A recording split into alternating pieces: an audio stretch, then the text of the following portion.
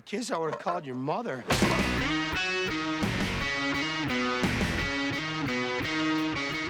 I had worked with Chris Farley on an HBO special, and I wanted desperately to do a movie with him, and across the Paramount desks and Lorne Michaels' desk came this script. When Lorne pitched it to Sherry Lansing, the idea for the story, he pitched the idea of Chris Farley and Rob Lowe being brothers. Brothers don't shake hands. Brothers gotta hug.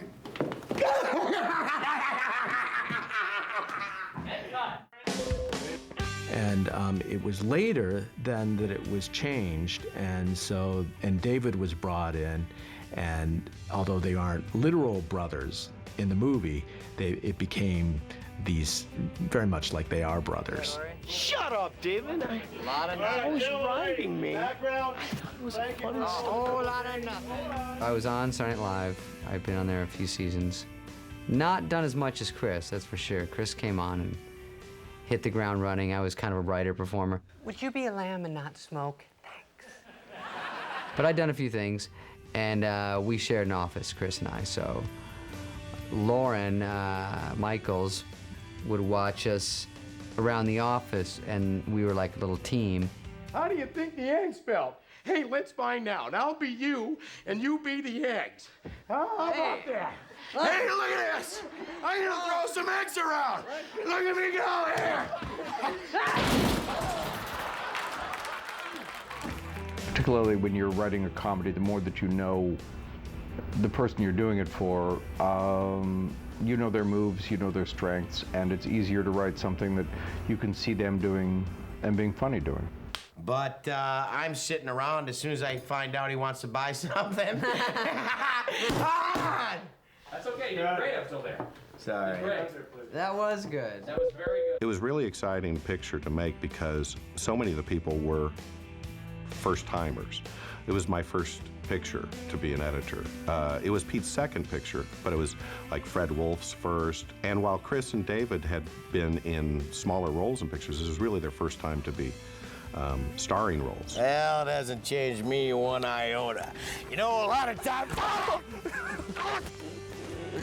I think Lorne, as a producer, was great. He obviously gave us a huge chance, and initially is the whole reason it got made, by saying, these two are funny, you two write something for them, and kind of just steered the ball after that. Before Tommy Boy, I had never worked with Lorne. I, of course, knew of him, had met him. I'd worked with Saturday Night Live cast members. I worked with John Belushi and Dan Aykroyd when I produced The Blues Brothers, and had been around the show, but we had never done a film together. And when I asked, what do you have, he said, about 30 pages of script and a release date. So I knew from the get-go that this was not going to be a run-of-the-mill process in getting this film to the screen. A/B comment, Mark. And that's when the whores come in. Okay, good. That was good speed. Let's keep it that speed. Do it one more time. Whores. Almost sounded like horse. Okay, ready? And that's when the whores come in. They do it too. Give it a good... Okay, that's... Okay, excellent. Bonnie and Terry Turner wrote the original draft called Billy the Third, a Midwestern, and I came on, and at the time that I came on, they were just starting up a television show. They had gone on to do Third Rock from the Sun and have a very successful television career, and they really couldn't afford the time to stay back and do the rewrites on the script because we had some pretty, extensive ideas. So Fred Wolf came in. Okay, so they had a script, a basic idea that they wanted Farley and Spade to be in a movie, and there was a bunch of changes that needed to happen, and so Lorne said, oh, maybe you could go and sit with Pete and maybe throw a few jokes his way, because you know Farley and Spade's sense of humor and the way they talk and so forth. And Lorne gave him to me for about a month and a half, 2 months, before he had to go back to the SNL season. And I made sure I wrung out every ounce of energy that Fred had. It looks real.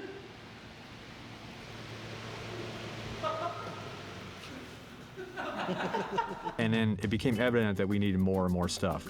And the two of us at his house, we started putting together cards for what an entire new second and third act would be, carting up like the set pieces and where we were headed, because the guys were just on the road selling brake pads. That's the basic premise of this movie.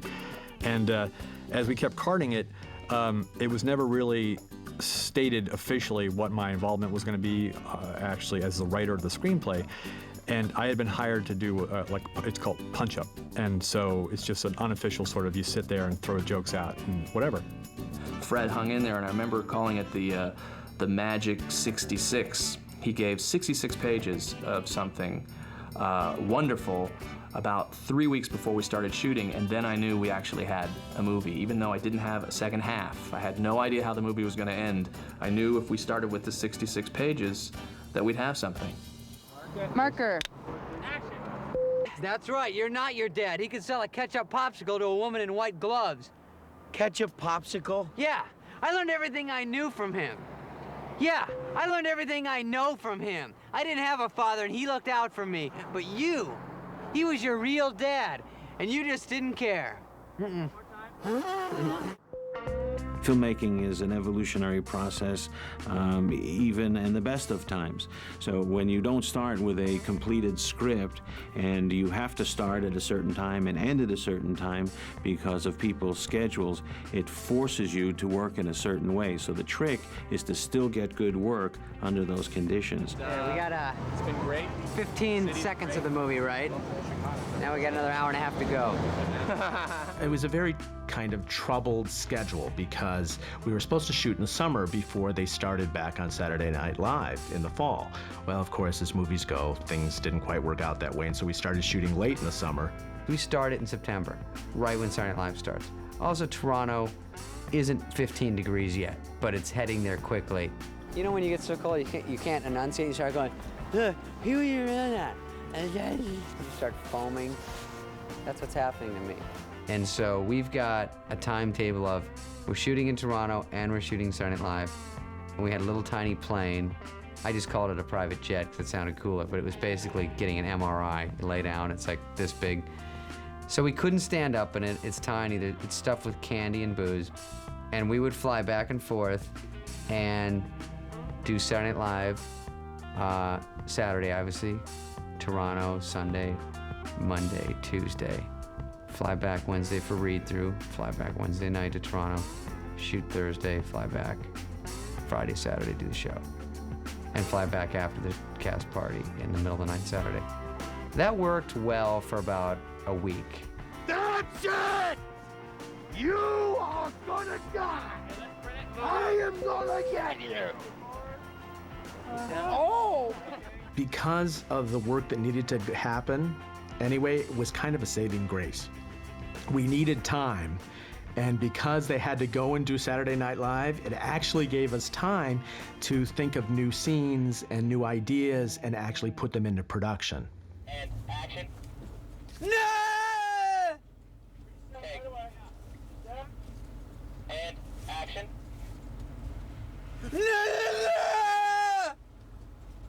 That was good. One more like that. And action. Cut.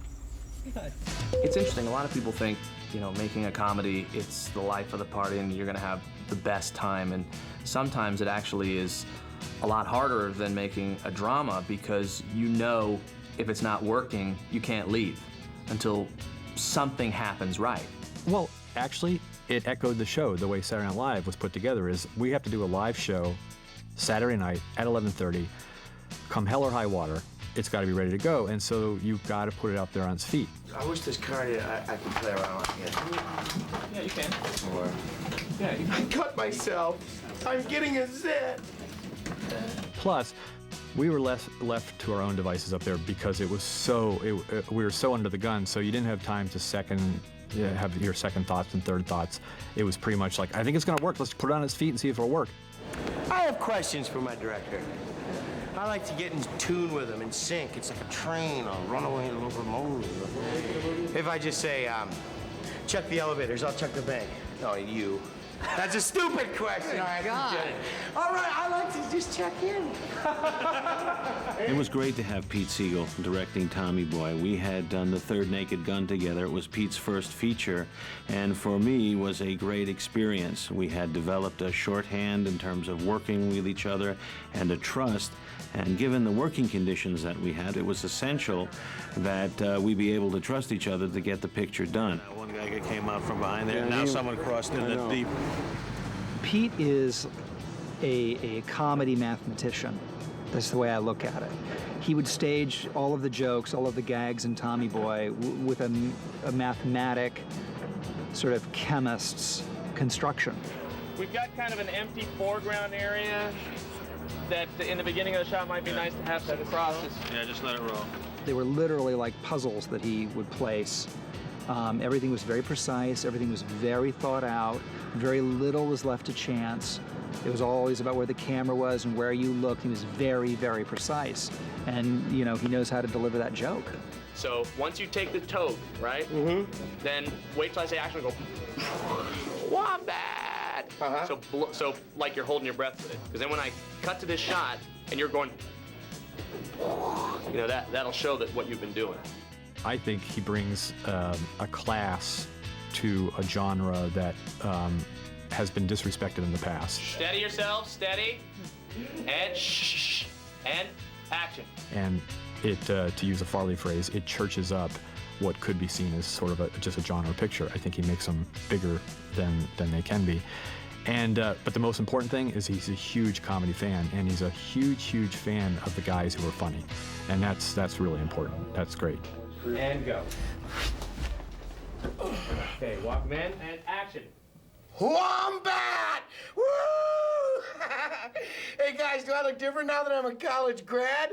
Not really. Well, apparently. First of all, Chris was one of the funniest people I'd ever met.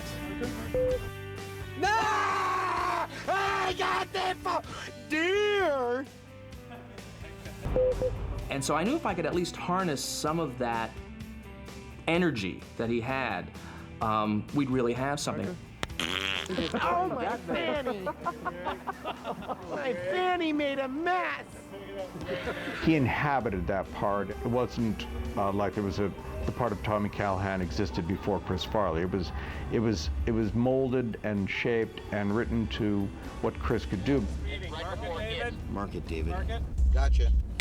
525, that's it! That's it! Oh! We have speed. Hey! Mark it, David. Here we go. What are you doing? It's 9:25. Sorry. Here we go. And what the hell are we... That's it! Oh! And cut. That's it! Oh! Jeez. He was a surprisingly good athlete. He was flexible and powerful, and he had, like Belushi, he had a great sense of balance, and you know, he could move. Hey, mama, don't you treat me wrong. Mama, love me, girl. He could do things physically that people would say, oh my God, somebody that heavy would not be able to do. Take 3 marker. Your firearms are useless against them! Don't be a hero! Oh, God! There's a scene that I forgot about in the deleted scenes on this DVD where he was running to campus late for class, and he flipped over some cars and ran across the hoods and somersaulted and everything, and dented the crap out of these cars, by the way. You know, unfortunately, it didn't wind up in the movie, but that just was a testament, you know, to how fearless he was. Falling through tables? No, there was nobody I could get to do it. And you can go back and see things on Saturday Night Live, from his ice skating to do other things, where you really get the command that he has of his body and how skilled he is at physical comedy. It's not just a question of letting yourself fall and letting gravity do the work. He said, Chris, we'll get some stunt guy to come in and do this. Absolutely, he wouldn't hear of it. He was completely dedicated to doing all his own comedic stunts. See, I'm kind of looking up for that, for all. You know what I mean? So what's the best way that I can get the shot right before I hit the table in the camera? Marker. It's scary for producers, but pretty amazing for the audience when they can see, when you don't cut away from the face and you actually see him fall like a big oak tree. We're gonna show.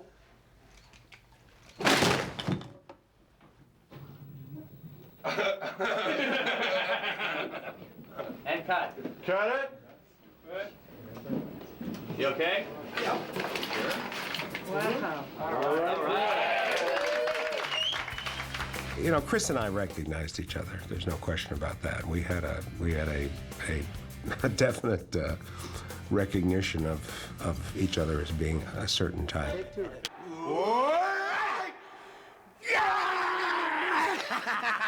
Damn, I'm proud of you. Mr. Big-Time College graduate, huh? Say thanks, Dad. Thank you, Jesus. Sorry. You look at that movie now and you think, my God, they are related. They have to be related. They are exactly alike. And that is a testament to Mr. Denny. There's, as I said, there are times when you just feel luck is going your way, and I think we couldn't imagine anyone but Brian Dennehy playing that part. We'd written it that way. There's a moment, just before the wedding, which was just about this much in the script, and Brian said, "Can I try something? Is it okay if I don't say these lines?" Look, Tony, something about getting old and being alone. You know what I mean? There's something. Dad. It's cool. And it was an ad-lib moment, and it said what, 1,000 words couldn't say.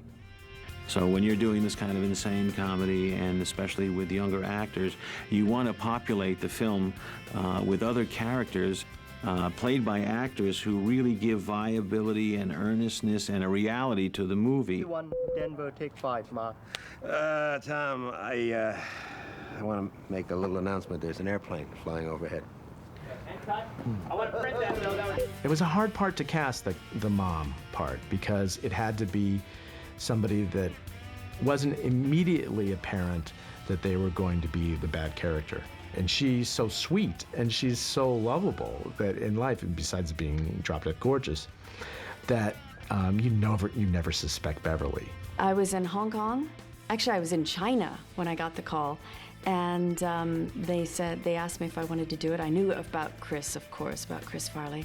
I got very excited and I got on a plane, and I think it was definitely within 48 hours I was coming out of that swimming pool in Toronto. I had to get from Hong Kong to Toronto and literally jump in the pool. The first day I met Bo Derek was the day she came out of the pool. And the first moment I met her, she was showing me her bikini. Is this okay? And then I'm doing that guy thing where I'm just staring right at her eyes. Fine, it's perfect. You can't look. Even if they're giving you license to look at my body in this bathing suit, it's for art, it's a movie, I couldn't do it. And so literally on film was for the first time that I actually saw what she was, oh, it's blue. 53 Bravo, take 2, Ma. Hello, Paul. Mom, you're looking good. You have a nice trip. Yeah. You got a problem? No, not really. Except for a 2-point takedown. Oh, that's gonna leave a mark. Well, Rob is, to me, one of the comic gems of that movie. I mean, people don't necessarily expect him to do what he did in that picture. He was very funny. Take 4, marker. Not good. Kelly, come, Cal. Come here, Cal. Come here, Cal. Kelly, come. Here, Cal. Come here, Cal. Come here, Cal. Kelly, come. Come here, Cal. Come here, Cal. Up. Come on, Cal. Up, Cal. Good girl. And a girl, Cal. Good girl, Cal. He was such not only a pro, but a good sport, because we really beat the crap out of him. It's such a glamorous life, isn't it? He did all his own stunts, except for one, which didn't make it into the movie, but you can see it in the deleted scenes when he falls off a water tower. But anyway, Rob was fantastic. We wouldn't want to hurt that jacket. No. Do you want to back that for this? Ready? And action. And go. Hurt myself. I think one of the things that makes comedy work is you can't be afraid. You got to look like a fool. And nobody looks like a bigger fool than I do in Tommy Boy. Take 3. God, he's so sweet. You have no idea how much having you and your mama's family means to him. Says the sweetest things about her. Yeah, well, everything he does is sweet. So when does Sweetie get back? This Friday, which is good because we're backed up on shipping orders as it is. I'm sorry, I had to. That's great. It's so great. And when you're doing a comedy like this where there's a lot of big jokes and set pieces, we wanted to anchor the romance of it with an actress that could portray this character in a very real but sweet way. And Julie does just a great job. Watch your language in front of the lady, punk. Ah, dang. So you're saying about... I'm sure. You better watch your mouth, punk, because I'll come like wind and rain all over ya. Horses patoot, jeepers creepers. I had known David Spade. We were in acting class together, actually. I was in class with him and Rob Schneider, and they used to get kicked out a lot for making fun of people, like they were in high school, but they were the most interesting part of that particular class, so I hung out with them a lot, and I became friends with David. So I got the script, and I was a big SNL fan always, and I loved Chris and David, and so I auditioned and read for it, and they liked me, and they cast me. It wasn't more complicated than that, really. Sir, this is pathetic. It was partially the way the character I played was written, but it was also the relationship that Chris and I had. And that was really the most special part of the whole experience of working on the movie. That was awesome.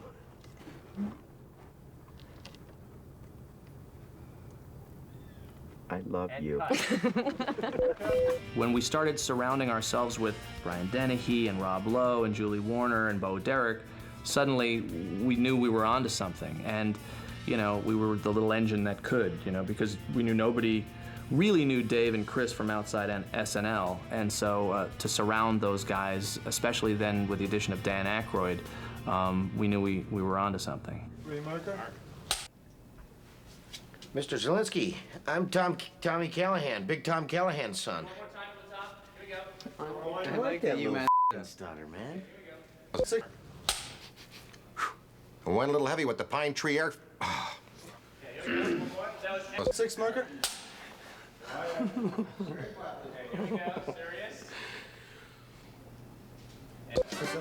He came in to meet with Pete, and he had this character down. And he had already come up with a voice, and he said, oh, and the haircut should be a straight-up buzz. And he had this wonderful Zielinski character already working on it when he first came in to talk to Pete. Hey, you guys look sharp, really sharp. We shot everything with Dan in, I think, about 2 or 3 days. And since then, I remember he signed my poster. He said, thanks for introducing me to a whole new generation that knows me as Zielinski. Take 11. Marker. That does it. I'm not gonna stand here and take this. No. Huh? Here we go. He's got nothing. Take 12. Okay. That does it. I'm not gonna stand here and take that. Not over yet, creep. David, I've known him for a long time, and he's got that little style of his down perfectly. So I'm gonna cut after other guys break tests. Sorry. Then I'll stop. How about we cut before the movie starts and we hire someone else? David has a moment in the movie I really like where it's out on the street. Hey, you tried as hard as you could. When we first started out, I thought you just walked through this like you walked through everything else, but you didn't. Your dad would have been proud of you. And he's really great. David's an actor that has, everybody knows he's funny, but he also has, you know, an ability to do drama. And just that one little moment. This is a really great moment. Somebody's got a little case of forget line-itis. He's had it for about 12 weeks. All set here. Did I know it was good when we did it? I think that I knew after when things weren't good, because I knew what was good. I knew that no matter how tired we were and how crazy, it's still funny. So it's like surgery. Well, no matter what happened during, afterwards, you're glad it's done and you're happy. You go, you check the elevators, I'll check my mark. I've been looking for it this whole time. You son of a...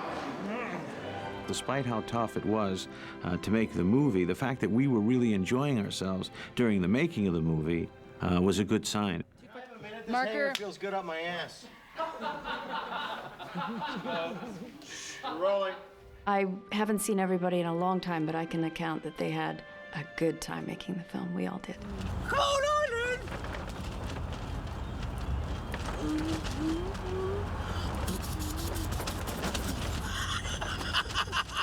Sometimes when you make a comedy, 3 or 4 people are in one movie and 1 or 2 people are not in that same movie. And I think everyone in this picture is in the same movie.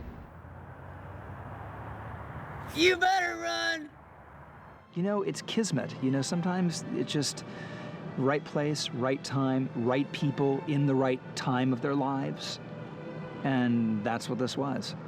Oh, that's it. Keep it coming. All over. I'm not queen yet. You'll come back Tuesday. I remember the first time that Sherry actually saw the movie, the lights came up and she was crying. And she said, that's not the movie that I bought. But it was a compliment. She loved it, but it was not the original movie that they bought. It sort of found itself, and you know, there's a lot of our flesh and blood in there along the way. 525, that's it. Oh! Head cut. Very good. Boy, I hit it. And it was no blockbuster. That's the other funny thing. People think it made hundreds of millions of dollars. It didn't. It probably made 35 million. But you know what I mean? There's some that just make $300, $400 million. Nobody really cares. So it's more important for me to have something that sticks around. To this day, you know, having done several movies that have grossed, you know, 5 times what that movie has done, still the movie that people react to the most is Tommy Boy. Housekeeping, you want mint for pillow? Please go away. Let me sleep for the love of God. That's when you can really feel good, you know, about a movie, when you know that it's transcended and become part of the culture. That guy in a little coat. Maybe it isn't, you know, The Godfather, but it has brought so much joy to so many people, and to be part of that is, you know, it's a cool thing. Luke, I am your father. I've interrupted happy time. I think what made this film resonate with people was its heart. It had a lot of jokes, had a lot of laughs, but it also really had a story that they got invested in. And I'm so glad that we got that, even down to just that one little fish that jumps when he's waiting for a response from his father. And that's the, you know, the final cherry on top to Tommy Boy. Thanks, Dad. Oh, son of a... That's gonna leave a mark.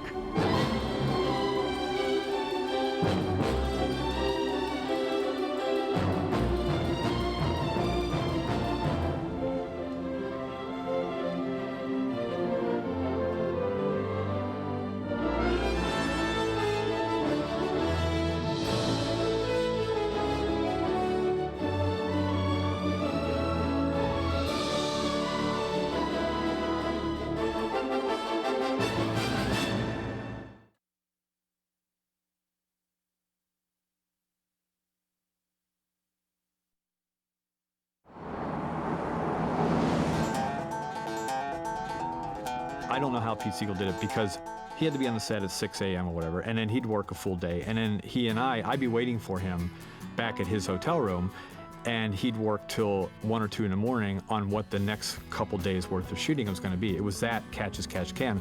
And I honestly have no idea how he did it, but we'd be sitting there just like completely wiped out, and Pete would say, I remember once I was at a gas station, and as I backed the car up, I hooked the car door on the pump. You think we could use that somewhere? And that's how we were throwing it out there. So we started brainstorming. We put little index cards down on my floor.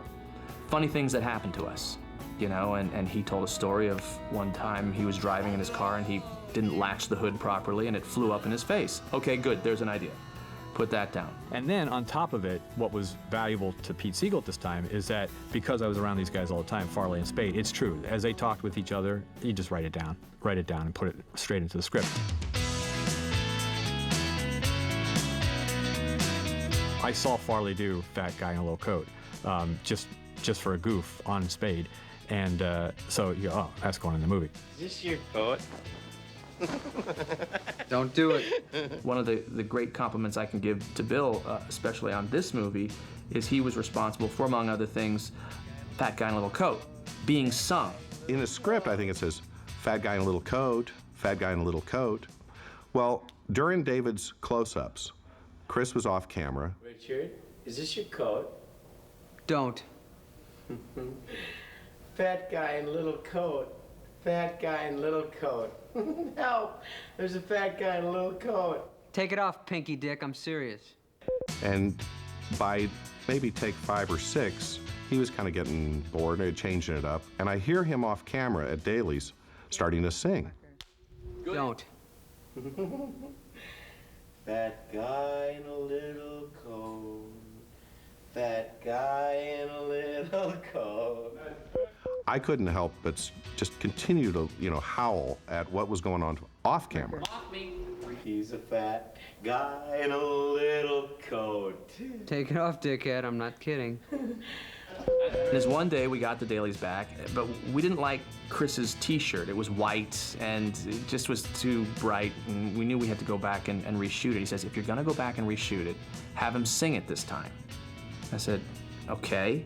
And it was what made that scene magical and so memorable. Fat guy in a little coat.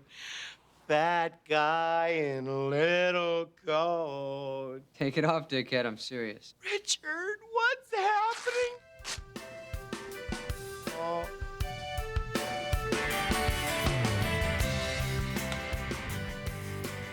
What my associate is trying to say is, you looked at me like. Okay, one more time, keep rolling. And action. I talked with him about, what could we do to liven this scene up when Chris is trying to sell, brake pads to this guy. And we had come up with the idea of taking 2 model cars on his desk and going through this story. And that's about all I told Chris. I said, okay, use these and except for lighting the car on fire, which our prop person had to know in advance, the rest was pure Chris. Do you remember when Jane Curtin said, Belushi was like, I think that's funny. Yeah, we're set. And okay, I do. Give it a little bit. Grab my arm a See it in second. dailies. I did it. Let me see you grab my arm. Watch this, Pete. No, I just go like this. Now let's see what happens when you're driving with the other guy's brake pads. You're driving along, and all of a sudden the kids are yelling from the back seat, I can't stop! Help! There's a cliff! And your family's screaming, oh my God, we're burning alive! The deer hit, which is one of the the most memorable scenes in the movie, was an idea that Fred pitched to me at dinner.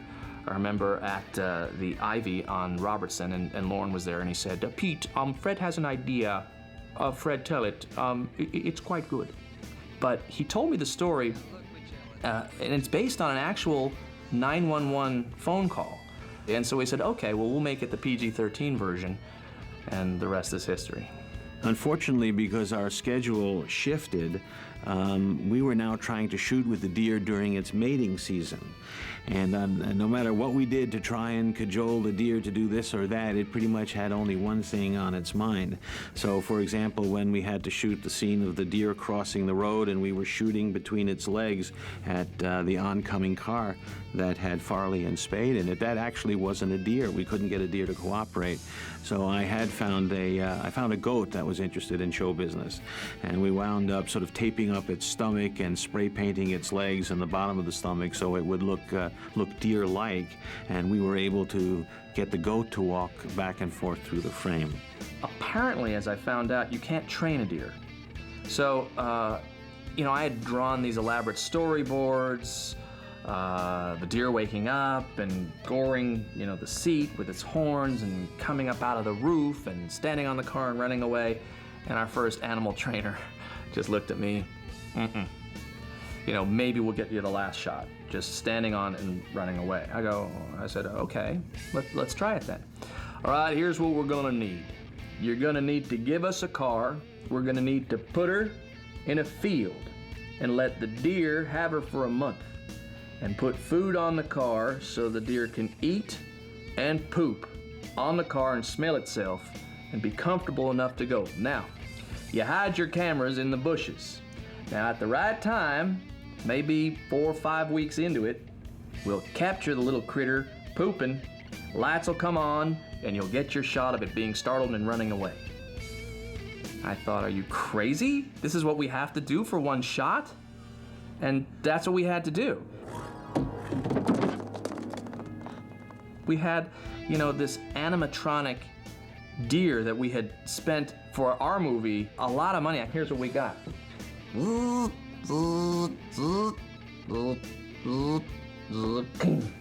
I thought, this is horrible. This can't work. And so we started playing around with that and reshooting and reshooting and reshooting. Finally, we took the deer skin off of the armature, and one of the guys on the crew just got underneath it and just started doing this, you know, literally under the deer skin. And that's how we got it. So for every moment of that sequence was fraught with difficulty, but no animals were injured.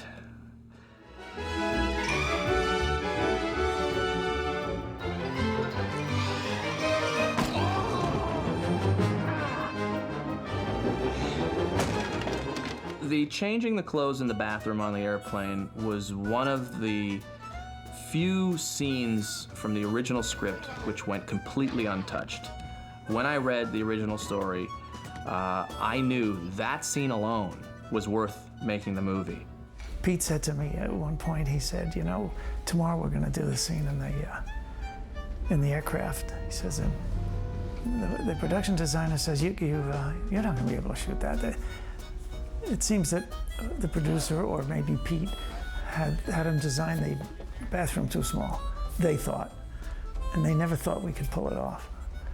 But we did, it was funny.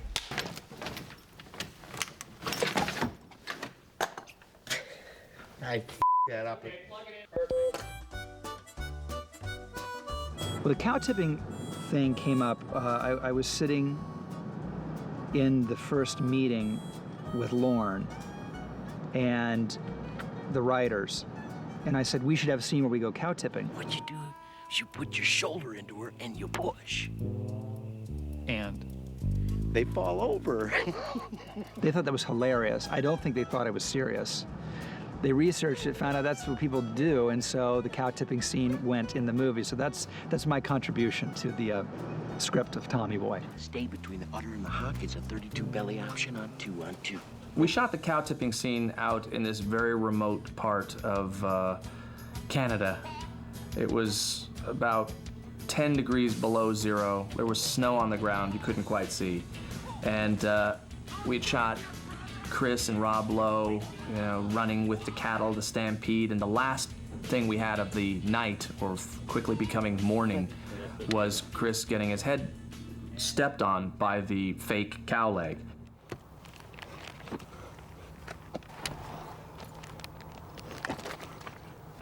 And action. We ended up doing about, I don't know, 400,000 takes, and poor Chris is sticking his face into the freezing cold, coagulating mud as the sun is coming up and the roosters are crowing. And, you know, I just kept saying, again, again, again. And I think we had it on take 3. Son of a... Holy shnikes! Right for One of the best memories I have of just fixing something on the day, thanks again to working with Fred Wolf, is when we were at the gas station. Pete called me in the hotel room once. He said, I need a scene at this gas station with Rob Lowe. Can you think of anything funny? And I had seen Farley do crazy dances. So I said, what about Maniac, doing Maniac and squirting with water and have him do some crazy dance. Now that's not funny on its own, but then Farley makes it hilarious. I'm a maniac on the floor, and I'm dancing like I never danced before. Do do do do do do do do do. It was brilliant. The whole idea of hosing him off and that just became, one of my favorite moments. And again, it was one of those things where I would get a call from Bill Kerr from the edit suite the next day, and he was howling, saying that wasn't in the script. And we started to hear that a lot, that wasn't in the script, and we'd make it up on the day, and that was one of my favorite Hail Marys. Did you eat a lot of paint chips when you were a kid? Why?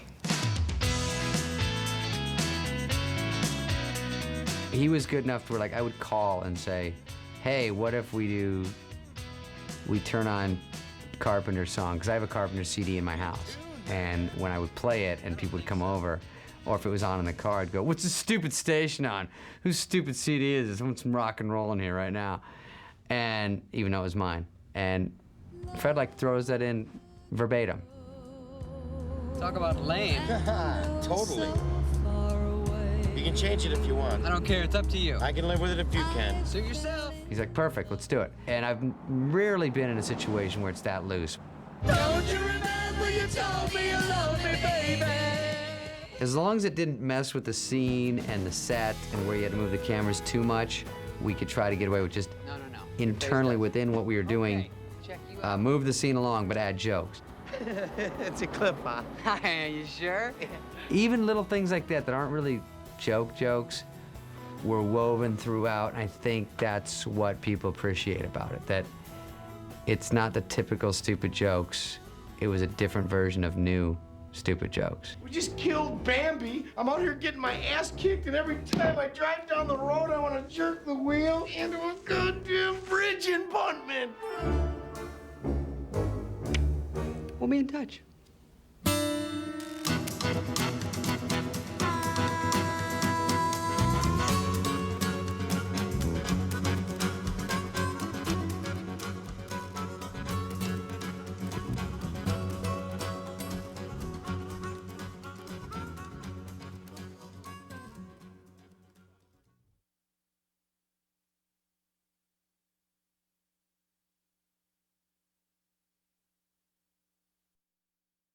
I was telling people we had chemistry from day one. Finally, I worked it out on some charts and some graphs, and apparently we do.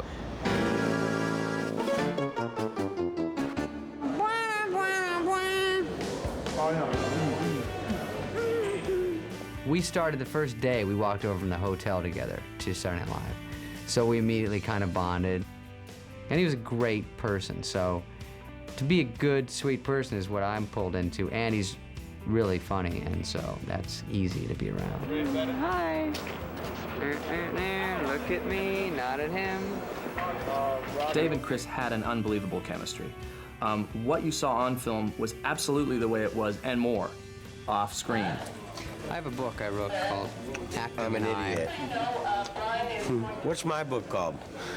It's called The Good, the Bad, and the Tubby. Once I hung around those guys long enough to realize that I could draw from their relationship and their chemistry in real life, I knew even more so that we had to put that into the movie, and that's where the movie was going to go. It was going to be more of a story about those guys. Did you hear I finally graduated? Yeah, and just a shade under a decade, too. All right. You know, a lot of people go to college for 7 years. I know. They're called doctors. The first day, I knew we were in trouble because he was so amped up to do a good job. He had 27 cups of cappuccino, and his assistant's name was Yasser. He was like an intern, and he'd go, rolling, Yasser, line him up. And Chris would take, right before each scene, he would down 3 of these hot cappuccinos. You could just see his blood pressure and everything just start to go, and then he'd be ready and have all his energy for the scene. This has gotta be the one! No, it was always, the only problem was when he'd drink all that coffee, and then he'd call me and he'd go, I didn't sleep good last night. And I go, why not? Well, I had 40 cups of coffee. Now, what did I eat that's keeping me up? I'm like, let's get a chart and try to break down what could be keeping you up. I pump coffee into him, I pump tuna into you. Coffee and tuna. That's what should have been called, Coffee and Tuna. That's our working title. So then it was a matter of who's gonna wake him up after lunch, because he would black out from so much coffee and being tired. And then he would be cranky, and then that was that. More towels. Need sleepy.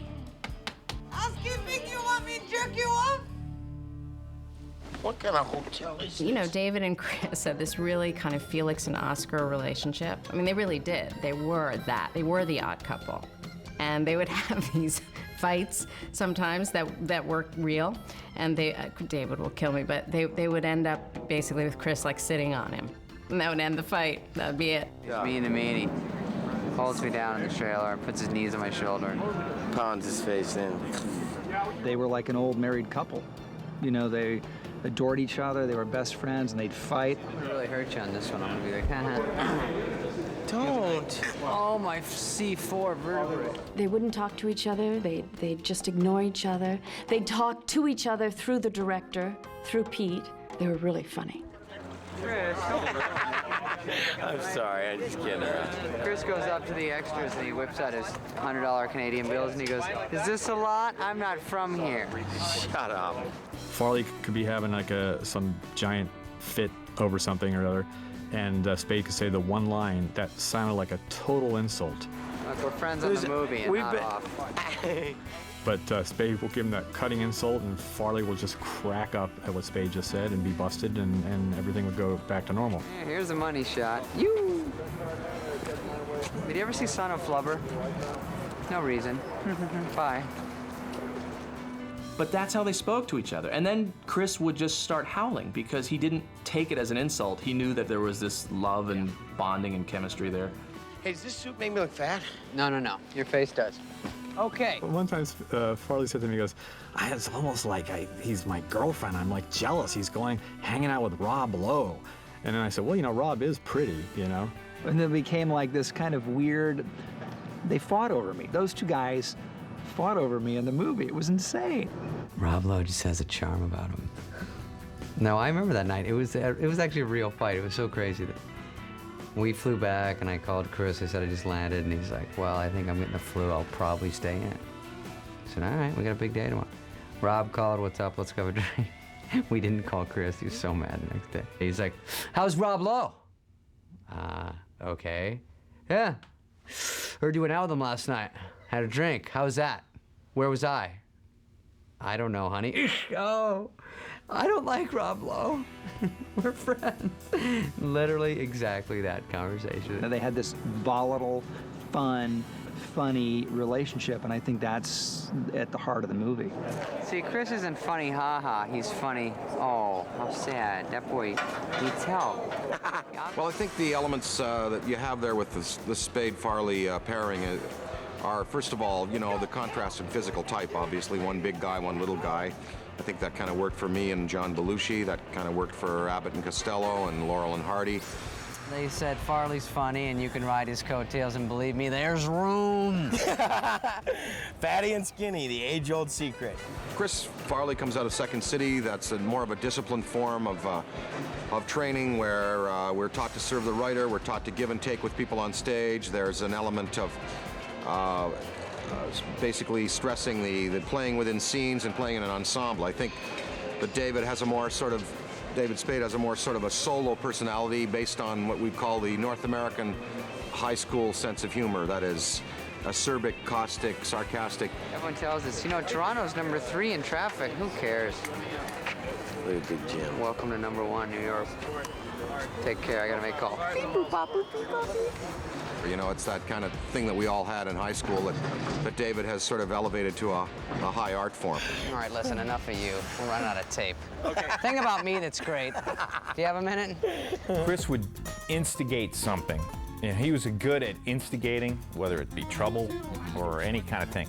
He was good at making things happen. That's exactly the same problem I have. I have another problem you have. What? No, I don't. I don't have hemorrhoids. And Dave's good at commenting on the things around him, you know, and observing things around him and making funny comments about that. So it's a good combination. Oh, Tommy. There's so many things to say about Tommy. Tommy's kind of a mess, kind of a slob, doesn't try hard. I don't like that. He had his... You don't do it again. I'm sorry, David. Hi. Anywho. That was their real relationship. Spade was verbal, Farley was physical, and the two of them were like the perfect fit, and that made our job much easier. Ugh, I can actually hear you getting fatter. David's hilarious because he's so unbelievably smart. I mean, David never falls short of that. He's always can go on a run, and he'll go on for days without ever sputtering off, where I have like one sentence is doozy, and I got nothing, and I got to fall on a table or something.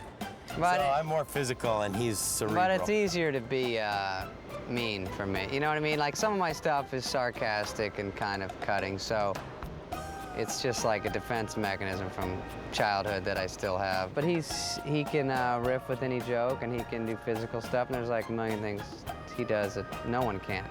And, you know, get some kid from Saved by the Bell to say mean things, you got me. Anyway, give me scale plus 10, I'll go anywhere you want. I don't know what that means. He just freeze framed. I just went, roll credits. I'd say in the last 50 years, they were the closest we've gotten, I think, to the potential of a Laurel and Hardy or Abbott and Costello or, you know, those guys back then, because they were a great comedy team. Oh, Richard, I'm so happy. Hold me. Yikes. We all felt left out when we saw those two together because you can't approach how funny they both were together. Nobody can come close.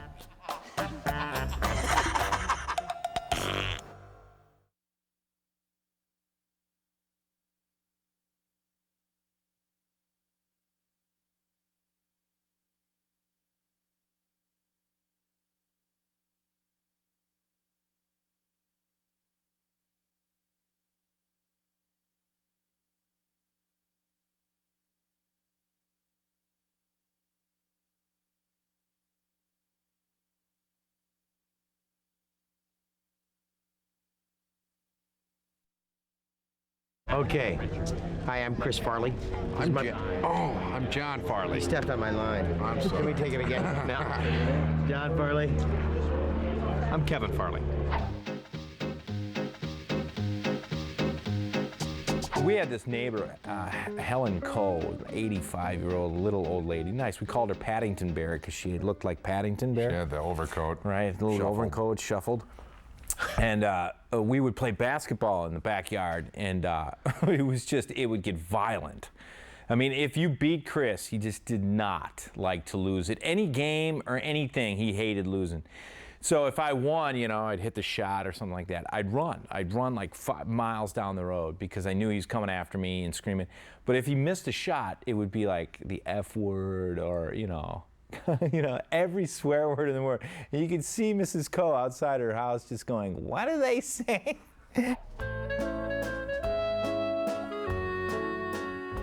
Played Monopoly with him once, and he was pretty good at it. And it would always just come down to just me and him.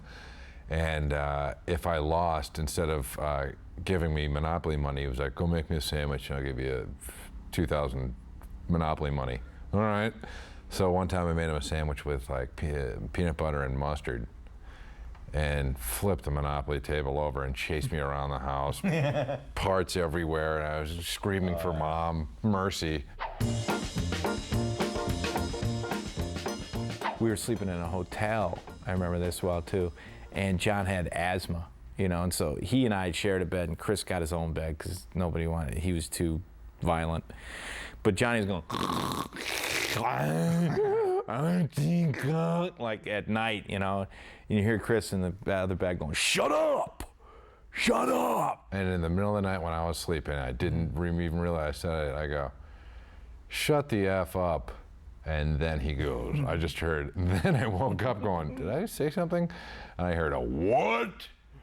What did you just say? And then I was like, oh God, no. And in the pitch black of night, an ashtray went hurling across the room and hit me right in the forehead. That's when I like, slept in the bathtub for the rest of the night. We had this boat, this tiny little Boston whaler, and we were pulling Chris behind it on like an inner tube, you know, and he's in it, and I'm going full speed, and along the lake there's all these houses where everybody's out. It was a summer day, and everybody's out on their front lawn, and he's laughing. I'm like, hey, he's having a good time. Look at him, he's laughing. And I did it for like a long time, back and forth, and I realized after I stopped, his pants had come off like a long time ago, and he was just laughing naked, just running around, and all our neighbors are like, is that the Farley boy nude behind that boat? We were sent to camp, you know, just kicked out of the house because we could not be in the house. Otherwise, we'd break everything. So we had to get into sports. So it was either swimming. Yeah, every sport that you could play, we were always playing because, you know, we just weren't allowed in the house. Yeah. And after school, we weren't allowed back into the house. So we better sign up for something like sports. And we weren't bright kids.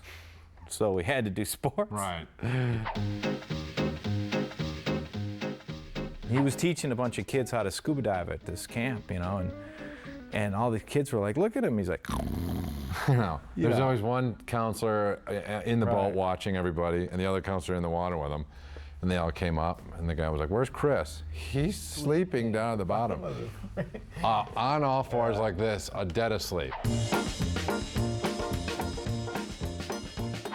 He actually, one of the things he did in college, which he absolutely loved, which is sort of strange, was ballet. He took a ballet class at Marquette, and he's like, yeah, and I think he took 2 of them or something like that, and he really liked it.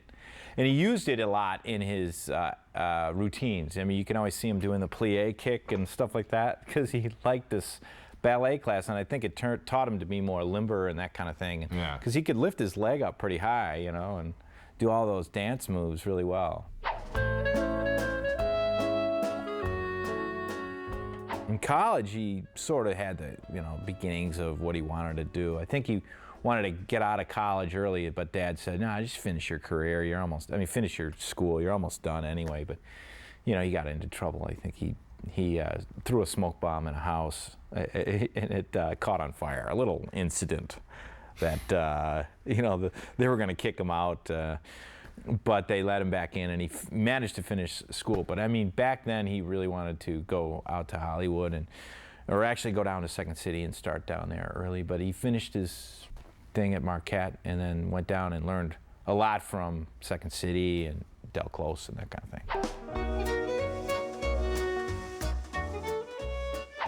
thing. He was in Second City. He already had sort of reputation. He was pretty young. But you could tell people were already talking about him when he was at Second City.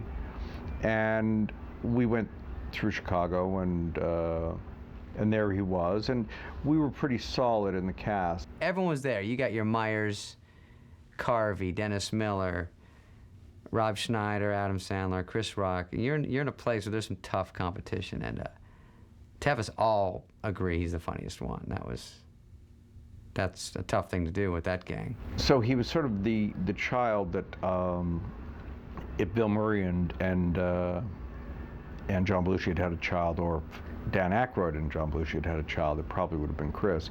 He had so many bits that he did. I just kept writing them in, from Fat Guy in a Little Coat to his own sayings, holy shnikes, which he coined growing up in Wisconsin because, you know, he wasn't allowed to cuss, around his parents at least. And so he found a way around it. Every bit of original comedy material I could just suck out of that, you know, ball of energy, I did and put it into the movie.